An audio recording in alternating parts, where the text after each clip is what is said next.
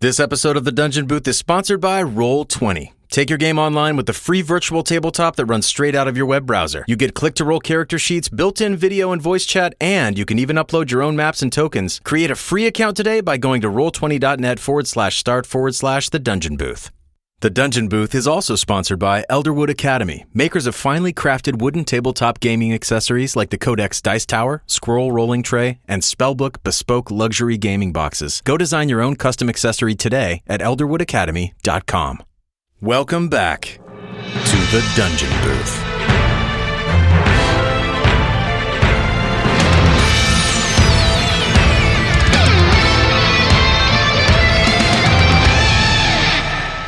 I just threw this down and it landed on a 20, so I just want to... You can move closer. You could move. Yeah, you could where do that am I if you want. in the room now? You are kind of... so here's the room. Is this the room? Yeah. So the body is kind of... This is where Carver came out of. Mm-hmm. So his messy stain is kind of right here in the sort of the top left or the sort of this quadrant of the room. All right. Not quite in the middle, just a little off. Cool. I'm just gonna hang out. I think cool. I've done what I've tried. You've done your best. Yeah, that's all you can do.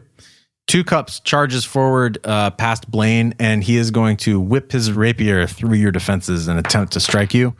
Does a 15 hit? Ties me. Then it hits. That's what did it do? That is a 4. Yep. He sticks you with that rapier. I laugh as he does. Right in your gullet. What is a gullet? I don't know. Back to Blaine. So Blaine kind of tries to back up from you because he's got a longbow. So he's going to take a move action, move about 10, 15 feet back and take a shot. That just ran into my pen. Let me try again. 11. That's not going to do it. Okay. Blaine's off to a very bad day. Misses again. Spectacular miss. And Thokk. 2 Cups is right up on you. Blaine has backed up to the corner. I'm going to go for Blaine. I'm going to run up to Blaine. I started this encounter with him. I'm going to finish it. Okay, so you have an ability that is called Step of the Wind. You've used it before.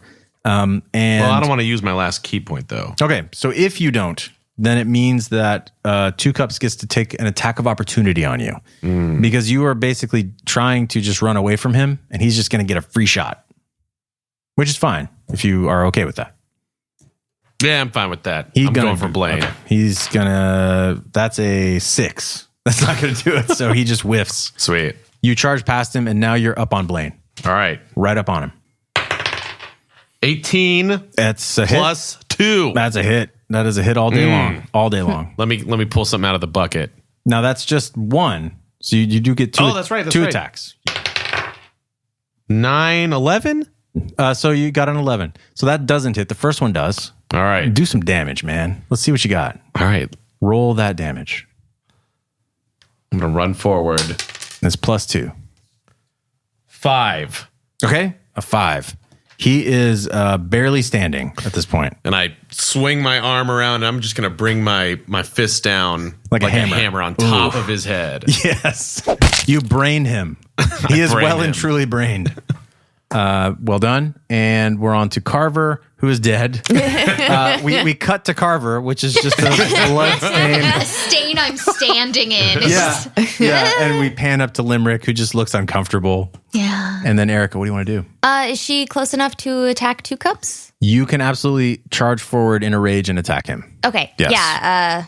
Yeah. She's gonna run. Do that. Forward. What do you say when you're raging? Do you say anything at all? It's just a deep guttural yell. Can we hear it? Doesn't. Just a little bit? Oh, God. Kyle? It's got to come from you. Yeah, it's got to come from you. Oh, God. This is not what I do at all, ever. Your chest voice. What? Yeah, get your chest up. Get your chest up into the mic. But like, not like she's about to barf. Right.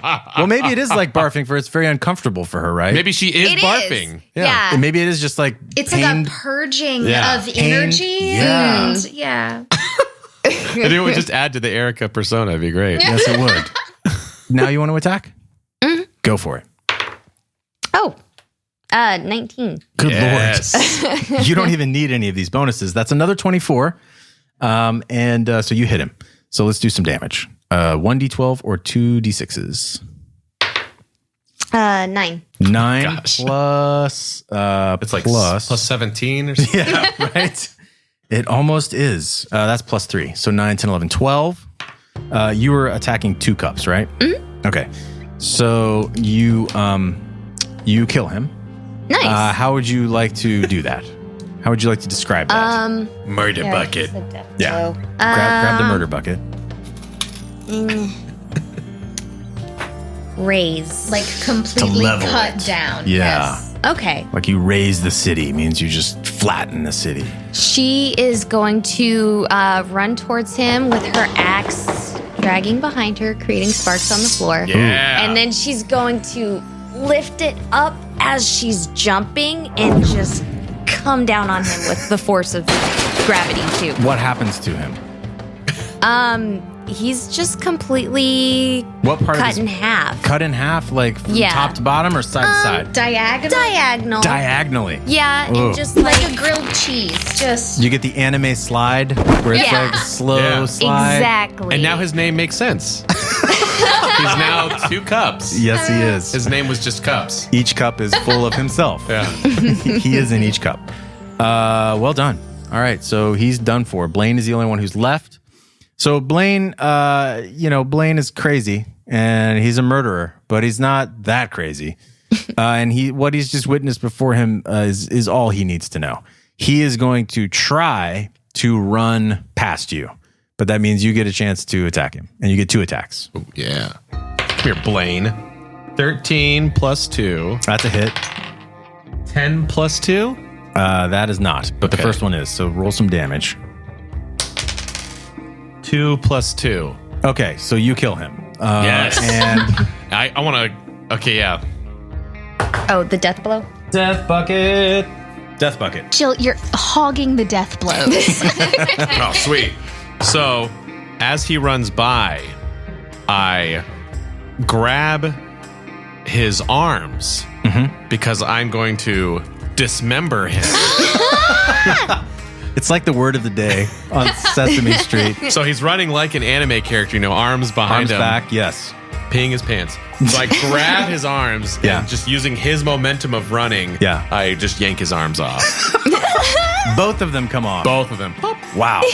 And they even make that sound too. Yeah. There's just like, and he falls to the floor dead. Yeah. Okay. Encounter over. Congratulations. You have cleared this room as far as you can tell. Do you want to do any searching? I can tell you what you Definitely. see. Let's start with that. First, I walk over and high five Aerika. She is high-fives covered. him aggressively. She is covered just top to bottom with blood. She is totally covered at this point. It is like the movie Carrie with the pig's blood right now. Okay, so there are cracked wooden support beams that are holding up the crumbling stone ceiling of the main chamber. The walls are lined with hammocks and bedrolls. There's a stone door in front of you, but it's inlaid with a very artful depiction of hooded priests that are obviously elven, and it's inlaid with sort of silver, beautifully worked with silver. That's at the opposite end of the hallway. And then there's a natural tunnel kind of off to your right.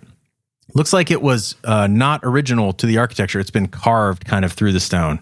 And you can see through that entryway that the walls are earthen. So it's just earthen walls. And that's where you're at. Experience points. Of interest. Gray Fox writes, I had a character named Gurg the Duck, a totem of the duck barbarian. My party was traveling to a tavern in Aranbaran. Aranbaran? Our DM homebrewed everything, and we were suddenly attacked by goblins. We all rolled for initiative with me getting first. I swung my mace out at one of the goblins, and I crit failed. And I crit for damage, which killed our healer. I was real sorry for that one. I then tried my second attack using my fists. I tried to punch the goblin. With another crit fail, Gurg broke his own arm and cried about his failures. Well, thanks, Gray Fox. You heeded the call and have sent me another amazing story of players accidentally killing other players and injuring themselves, which really raises the bar this time. First of all, I want to let you know that when I picture Gurg the Duck in my mind as a barbarian, it's just Donald Duck wearing like a caveman outfit, wielding a mace, which maybe that'll make an appearance in Kingdom Hearts at some point, who knows. But thank you so much for the story, Gray Fox, for sending it in. We are going to give you 3 free months of Roll20's Premium Subscription Plus service. Roll20 is a free virtual tabletop tool set that runs right in your browser. It's used by over 3.5 million players around the world. You can play your favorite games like Dungeons & Dragons, Pathfinder, hundreds more. You create your character sheets very easily, just a few mouse clicks, and you interact with your party using the built-in video voice chat. So congrats, Gray Fox. You're going to get all those free features and the premium features of the Roll20 Plus subscription, like dynamic lighting effects that give you control over what your players see on the map based on their character's line of sight. To sign up for your free account right now, go to roll20.net/start/the dungeon booth and send your amazing stories of success and failure at the table to xp@thedungeonbooth.com for a chance to have it featured on an upcoming episode and win a prize. And now, let's head back to the game. All right, well, I want to start searching these little side chambers. Okay, yeah, you do. You upon searching them, you really just see like the kind of stuff you'd expect for a bandit encampment. It's kind of just rags, junk, broken this, broken that. You do find a few pieces of gold in among the belongings of what looks like maybe their wizard, in the amount of 12 gold pieces. And then there is another insignia badge that you find that matches sort of the one that you saw from earlier, and it says NB on it, Nightblades. You can take it all. Yeah, take it all. It's yours now. I'll let you take the gold and the badge. You have earned it. No like keys or anything. No keys. All right. No keys to be found. Just kind of very, mundane sort of daily life of bandits who are living in squalor kind of stuff. Search the bodies. Well, there's the one body that's kind of been turned into marshmallow, and it's it's a mess. You can't really make head or tail of what's going on with Carver. The other bodies have weapons and they have armor, but it's worse than what you have. It's all pitted and torn up. There is a bag. It's a strange bag. It seems like it's got rat parts in it. Rat parts. Okay. Like parts of 10 or 20 rats. And it's like the odd toe and maybe part of a tail and just little bits and bobs of rats. And I found in a bag. Yeah. All right. I take it and I walk over to Limerick and I say, I think I found how we're going to succeed in this mission. Yeah. And I open it up and I throw the stuff in her face.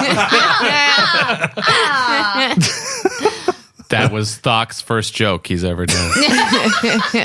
I really like that we're breaking new ground together. No. He's blossoming. It's a special time. Are there any rat parts left in the bag? Because I would actually like to keep them just in case we need to feed a creature. There's one on your forehead. Yeah. There's one that just that's stuck there. Put that in my bag. Anything you guys want to do in here? It looks like it's pretty nothing special about the room. Or is the hologram guy, is he still there? Gone. And you deduce that probably it was an illusion created by this wizard. Yeah, to lure you in. And boy, did it work. Yeah. But it was just the wrong person that went and investigated. It was an invulnerable person who you can burn with fire and they just come back and cut you in half. Yeah. Yeah. All right. Explain the earthen doorway once again. It'd be like if you went in a root cellar. If you've ever been in a root cellar, it's kind of like you would walk down a couple steps, but then the rest of it is just, they've obviously just cut it out of the earth. That's all you can tell. And it winds around a bit. Okay. And that's all you can see. All right. Do we keep going or? One thing more about the stone door. So there is the stone door. It has no handle, but it does have a hole right in the middle, size of a key. Sure looks like a keyhole. Well, we don't have any keys, right? You have no keys. I mean, you have 3 key points. I do speak Dwarvish, so I say friend. The door is very stoic in its response. It's a very stoic response. Had to try. If I had to guess, I'd say the earthen path is how they've been getting in and out. Except, I guess they pee, though, too. They could pee. They could do both. So do we keep going into the root cellar type hole? Or do we go upstairs where the blood and where the gargoyle said we shouldn't go with the bats? I feel like a key would be with the bats. I don't want to go see the bats. Yeah. But, I mean, we're already here. Might as well just go down. All right. Yeah. Yeah. So you guys go and you walk towards this sort of earthen entryway. You walk into what is a pit. You're up on a walkway that sort of that sort of fronts this strange mud pit. There's a 10-foot drop off into this circular mud pit. That looks like a pit of mud. That is a pit of mud.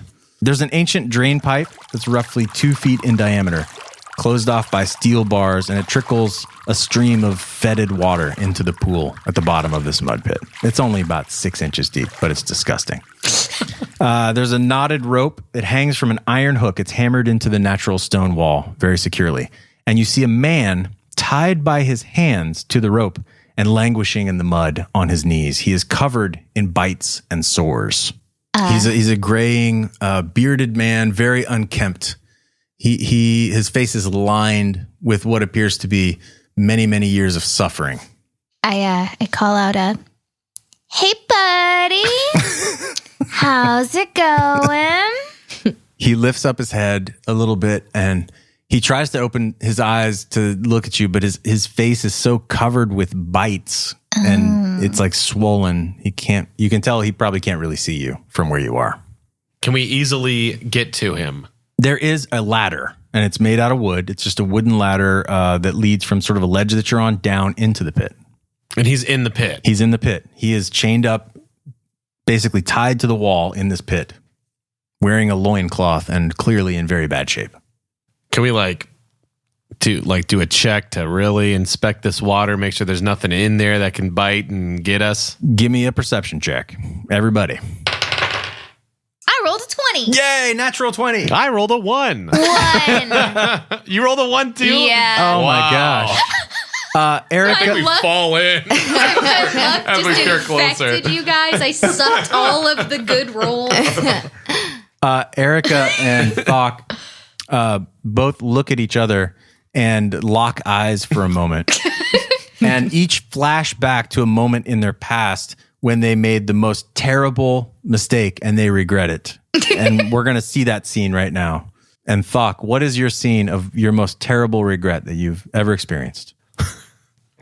I think back to when me and my master were attacked. Yes. And I had a chance to go after them. I was weakened and injured, but I kind of was able to get back up. And as I chased after them, I stumbled over my feet and knocked myself out. If only I wasn't so clumsy and stupid. And as you think that, your foot slips on a stone and you fall into the pit. Straight onto the ground in the muddy splash in the pit. But before that happens, what was... Just before I say anything, just an apology to all animal lovers, which is everyone. Little young Aerika, before she knew her strength, caught a pet bunny rabbit. Oh no. She had a mice petted moment. it too hard. Oh, no. She just wanted to love it. And she killed her only friend.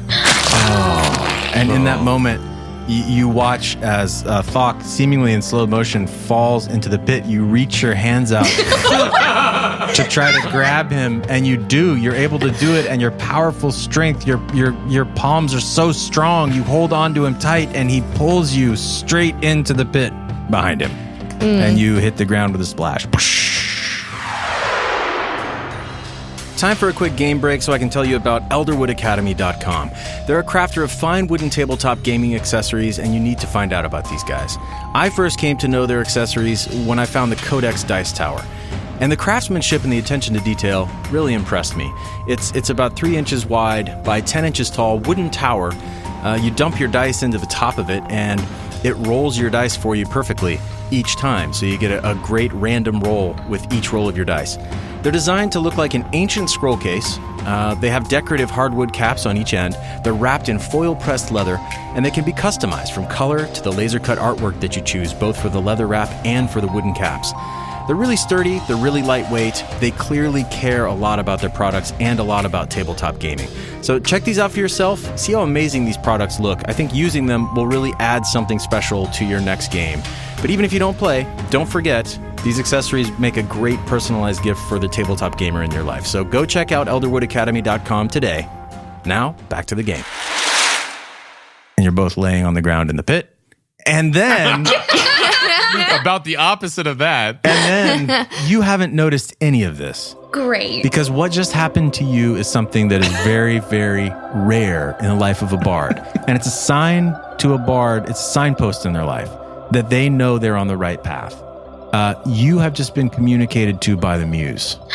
And you experience this by a presence of, it feels like your mind is no longer in the room. Your mind is in some other plane. It's a musical plane. It's a plane where not only do the words rhyme, but the landscape rhymes. The water as it flows down the river rhymes. You can't explain it. It's otherworldly, but it is. And you are there. You're transported. And there's a being before you that is, it cannot be described in human terms, but it is the essence of rhythm and music and tone and the beauty that comes from sound. And it looks closely at you and says, "You can trust him." And it all falls away. Ooh. And you're back in the mud pit room.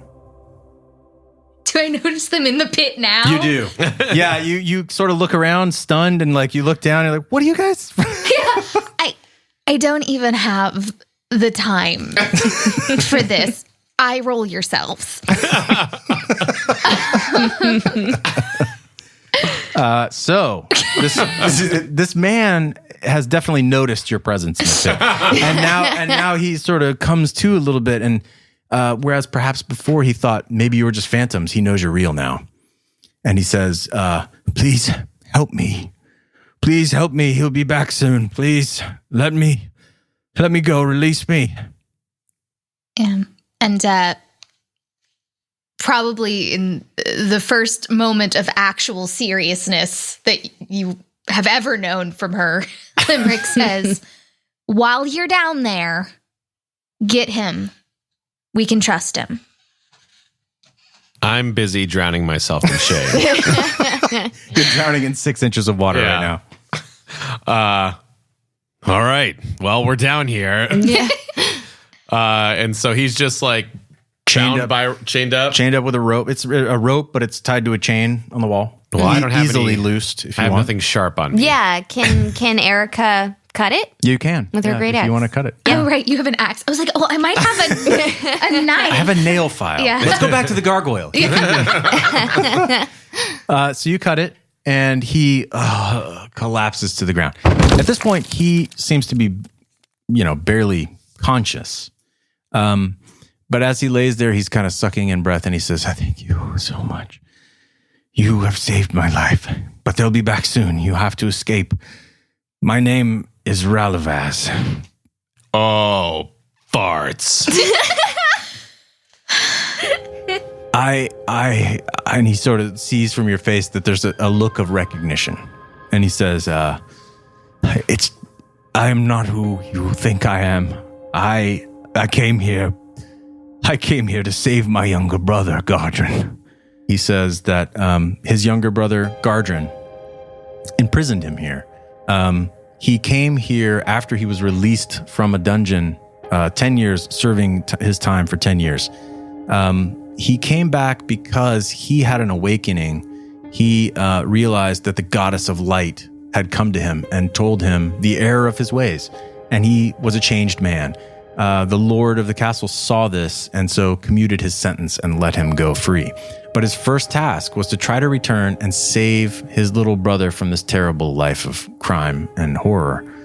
He knew that Gardren had survived that day in the fire. And so he has come back here to try to stop him. But when he arrived, he tried to convince his younger brother, but his younger brother just imprisoned him. And every day at regular intervals, he brings in a bag of rats and he drops a bag of rats into the mud pit. And he won't pull them out again until Ralavaz essentially says that he will join the Nightblades again. So each day he's been fighting this off for weeks, being attacked by these rats with no water, almost no food. He's within an inch of his life right now. He says, "My brother Godrin, he is still here. He is in the throne room. If you are to find him, you must find the key.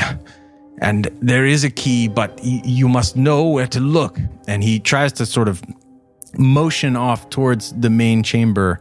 And he says, "Look under the stone. It is there under the stone, but you must search for it." And he collapses with exhaustion. All right. Under the stone statue. Huh?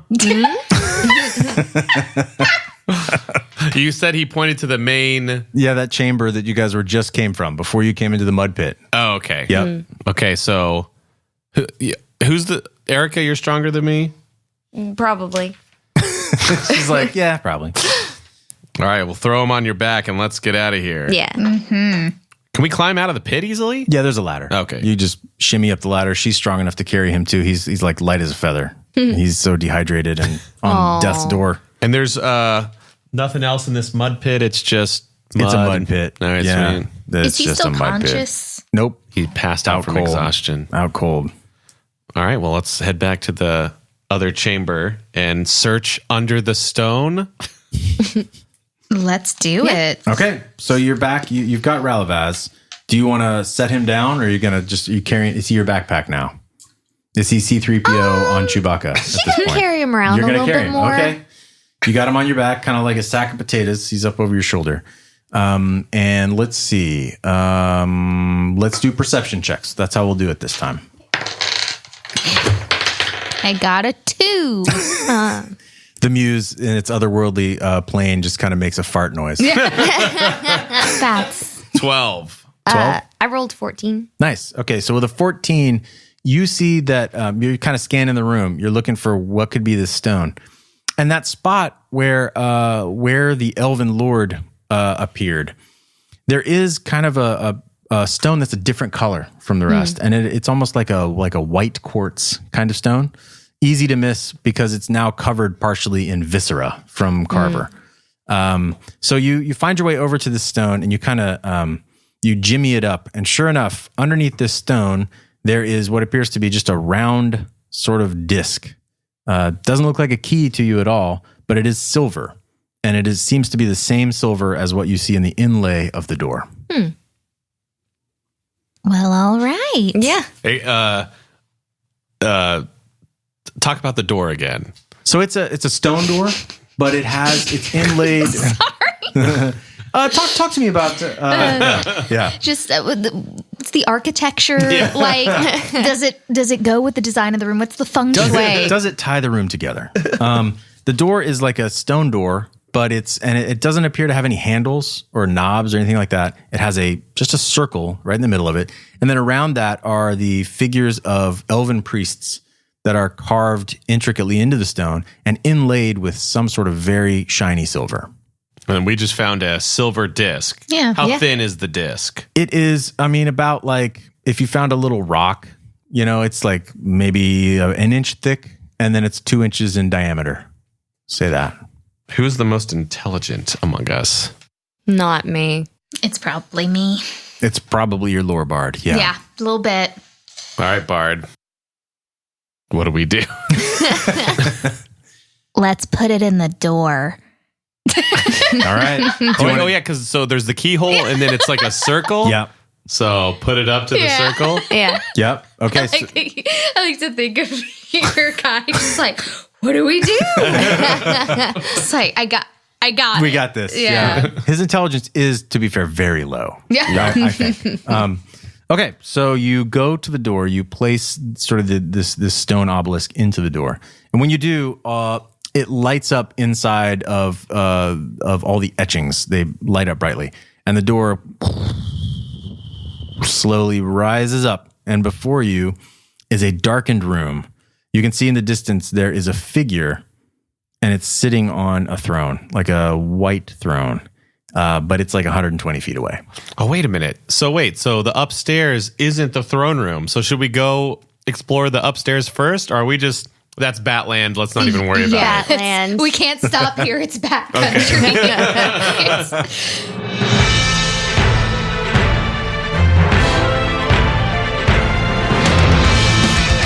I want to give a big thank you to Mike Shea over at slyflourish.com. Fantastic Adventures is his book of 10 great, concisely written one-shot adventures, and it was the inspiration for this game. His site, slyflourish.com, and the guides he has written are great for both veteran dungeon masters and for those who are coming to the game for the very first time. So go to slyflourish.com/fantastic adventures and go get your own copy. I promise both you and your players will love this book. Follow Kyle Phillips on Twitter at KylePhillipsFun.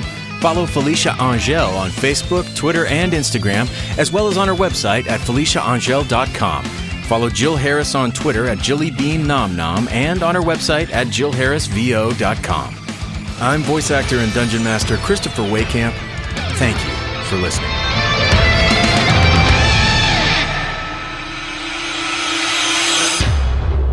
Next time on the Dungeon Booth.